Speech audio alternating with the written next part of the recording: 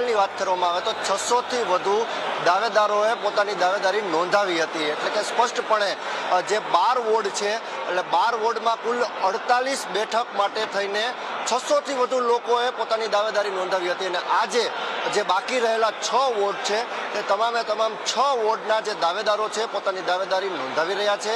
હું તમને આ બીજા દિવસના દ્રશ્ય બતાવી રહ્યો છું। ટિકિટ મેળવવા માટે અનેક લોકો અત્યારે ઉમટી પડ્યા છે અને રીતસરનો રાજકોટ શહેર ભાજપ કાર્યાલય ખાતે જમાવડો જામ્યો છે। આપણે વાત કરીએ નેતા સાથે।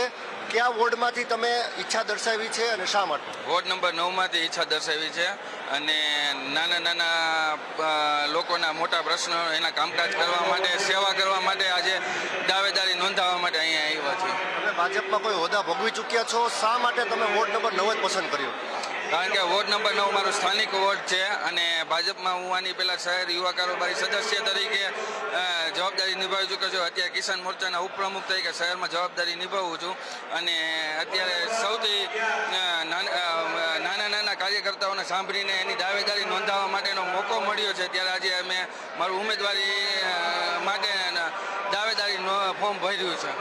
વોર્ડ નંબર 9 માટે આ યુવા ઉમેદવારે ફોર્મ ભર્યું છે ત્યારે હું તમને અન્ય પણ દ્રશ્ય બતાવવા જઈ રહ્યો છું। એક બાદ એક લોકો ફોર્મ ભરવાની પ્રક્રિયામાં સામેલ થઈ રહ્યા છે અને પોતાની દાવેદારી નોંધાવી રહ્યા છે। રાજકોટ શહેરની વાત કરવામાં આવે તો કુલ 72 બેઠક છે રાજકોટ મહાનગરપાલિકામાં, તેમાં 59 બેઠકમાં ભારતીય જનતા પાર્ટીનું શાસન હતું। એટલે કે સ્પષ્ટપણે ઉમેદવારોએ જીત હાંસિલ કરી હતી। છેલ્લા 5 વર્ષ કોર્પોરેટરોએ શું કામગીરી કરી તેને ધ્યાને લઈને લોકો મતદાન જ્યારે કરવા જઈ રહ્યા છે ત્યારે ખૂબ જ ઓછો સમય આપવામાં આવ્યો છે। એટલે કે આ એપ્રિલ મહિનામાં જ ચૂંટણી યોજાઈ જવાની છે અને સાથે જ તેની સાથે મતદાનની પ્રક્રિયા પણ આ જ મહિનામાં થવાની છે। એટલે તે ખૂબ જ ઓછો સમય છે। ત્રિપાખીયો જંગ રાજકોટ મહાનગરપાલિકામાં જ્યારે જામવાનો છે ત્યારે હું તમને અન્ય પણ દ્રશ્ય બતાવીશ। રીતસરનો ટિકિટ મેળવવા માટે થઈને મેળો રાજકોટમાં જામ્યો છે। જ્યારે 12 વોર્ડમાં 600થી વધુ હોય ત્યારે આજના દિવસમાં પણ 400થી વધુ જે કંઈ ઉમેદવારો છે એટલે કે દાવેદારો છે પોતાની દાવેદારી નોંધાવે તેવી શક્યતા છે। યુવા કાર્યકરો ખૂબ છે, કેટલો ઉત્સાહ છે ચૂંટણીને લઈને? ખાસ કરીને ભારતીય જનતા પાર્ટીની સેન્સ પ્રક્રિયા શરૂ છે।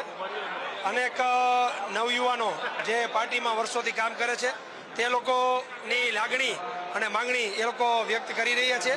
આવનારા દિવસોમાં પાર્લામેન્ટરી બોર્ડ જે કાંઈ નિર્ણય લેશે, પાર્ટી જેને પણ ટિકિટ આપશે તેને ભારતીય જનતા પાર્ટી રાજકોટ મહાનગરના તમામ કાર્યકરો હોશે ચૂંટણી પ્રચાર કરશે અને તમામ બેઠકો પર વિજય થાય એવા પૂરતા પ્રયત્ન કરશે। જ્ઞાતિગત સમીકરણો ખૂબ મહત્વના હોય છે।